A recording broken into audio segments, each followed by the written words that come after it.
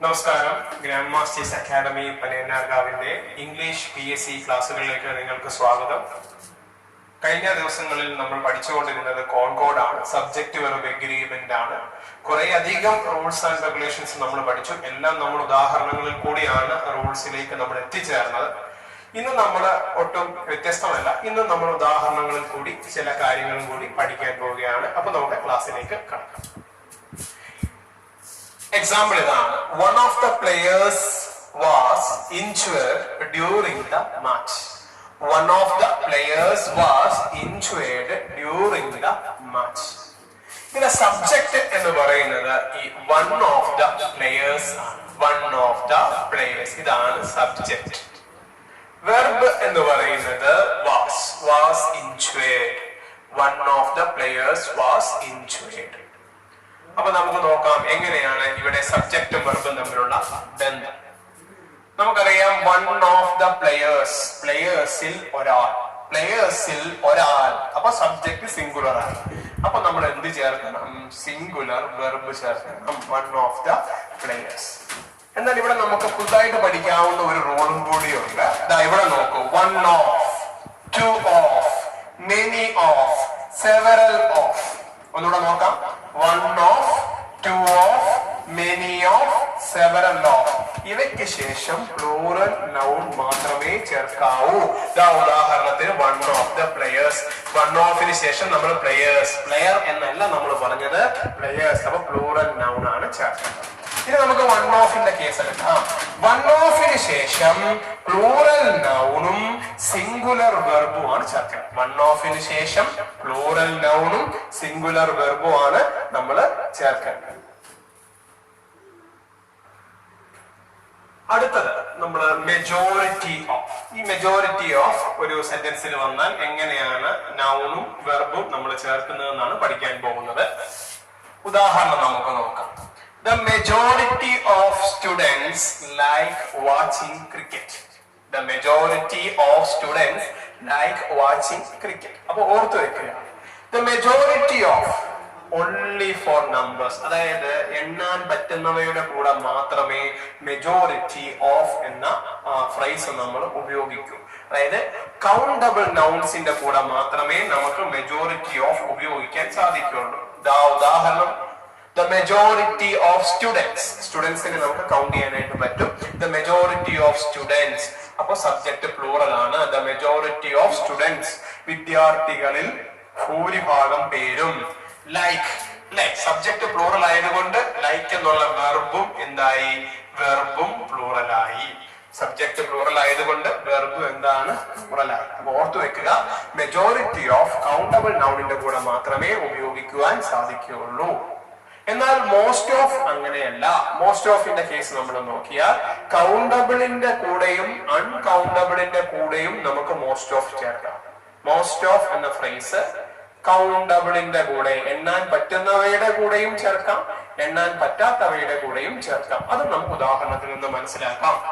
Most of the stain, most of the stain has come out of the dress. Stain, അഴുക്ക്. Most of the stain. ഈ stain എന്ന് പറയുന്നത് ഒരു uncountable noun ആണ്. സ്റ്റെയിനെ നമുക്ക് count ചെയ്യാനായിട്ട് കഴിയില്ല. അൺകൗണ്ടബിൾ നൗൺ ആയതുകൊണ്ട് അതിന്റെ കൂടെ നമ്മൾ സിംഗുലർ ആണ് ചേർത്തത്. Most of the stain has come out of the dress. എന്നാൽ നമ്മൾ രണ്ടാമത്തെ ഉദാഹരണം നോക്കിയാൽ most of the houses need. Most of the houses. Houses എന്ന് പറയുമ്പോൾ എന്താണ്? ഹൗസസ് എന്ന് പറയുന്നത് എണ്ണാൻ പറ്റുന്നതാണ്. അപ്പൊ most of the houses need repainting. ഓർത്തു വെക്കുക, മെജോറിറ്റി ഓഫ് കൗണ്ടബിൾ നൗൺസിന്റെ കൂടെ മാത്രം ഉപയോഗിക്കുമ്പോൾ മോസ്റ്റ് ഓഫ് കൗണ്ടബിളിന്റെ കൂടെ ഉപയോഗിക്കാം, അൺകൗണ്ടബിളിന്റെ കൂടെയും ഉപയോഗിക്കാം. നമ്മള് പഠിച്ചിട്ടുള്ള ചില ഡിറ്റർമിനേഴ്സ് ആണ്.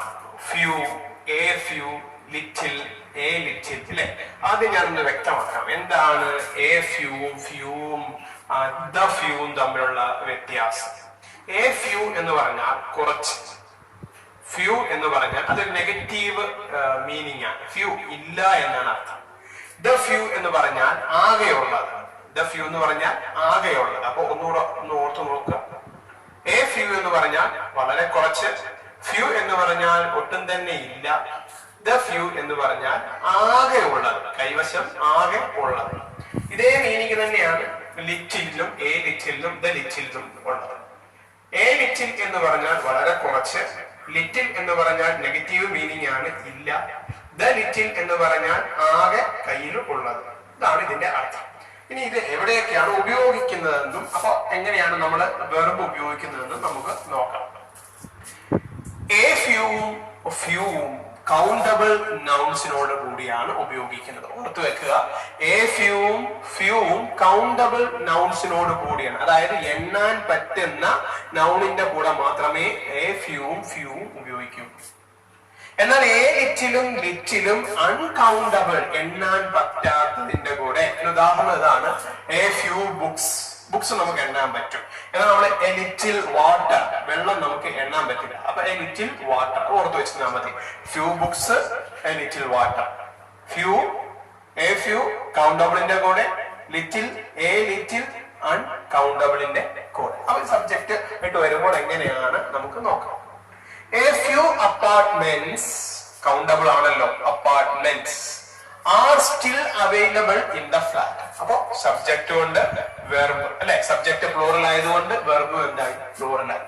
A few apartments, apartments countable ആണ്, പ്ലൂറൽ ആണ്, അപ്പൊ വെർബ് എന്തായിരിക്കണം, പ്ലൂറൽ ആയിരിക്കണം. Few students take part in elocution competition nowadays. Students, few negative meaning ആണ്. ഈ സെന്റൻസിന്റെ അർത്ഥം കുട്ടികൾ ഇന്നത്തെ കാലത്ത് എലക്യൂഷൻ കോമ്പറ്റീഷനിൽ പങ്കെടുക്കാറില്ല. അപ്പൊ ഫ്യൂ സ്റ്റുഡൻസ്, സ്റ്റുഡൻസ് എന്നുള്ളത് നെഗറ്റീവ് ആണ്.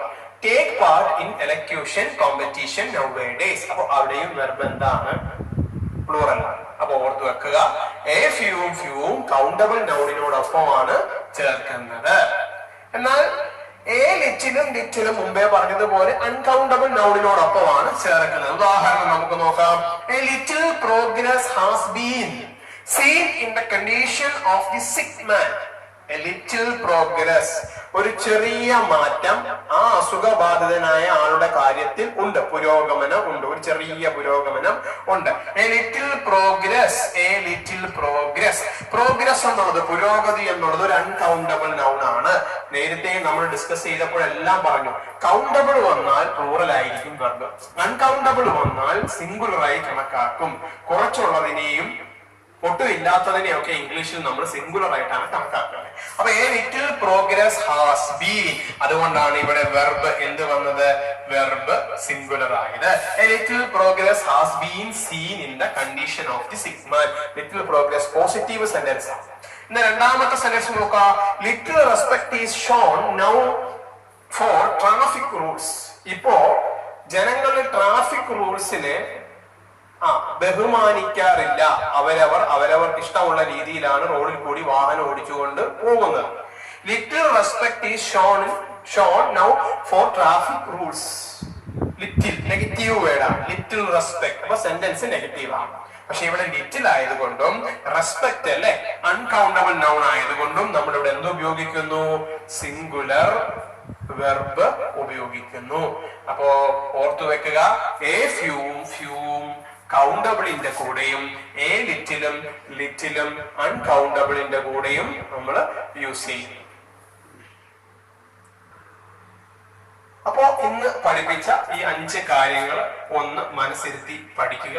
എക്സാമ്പിളുകൾ കൂടി പഠിക്കുക. വളരെ നിങ്ങൾക്ക് ഉപകാരം ചെയ്യും. നിങ്ങളുടെ നിർദ്ദേശങ്ങൾ, സംശയങ്ങൾ ഒക്കെ നിങ്ങൾക്ക് കമന്റ് ആയിട്ട് എനിക്ക് അയച്ചു തരാവുന്നതാണ്.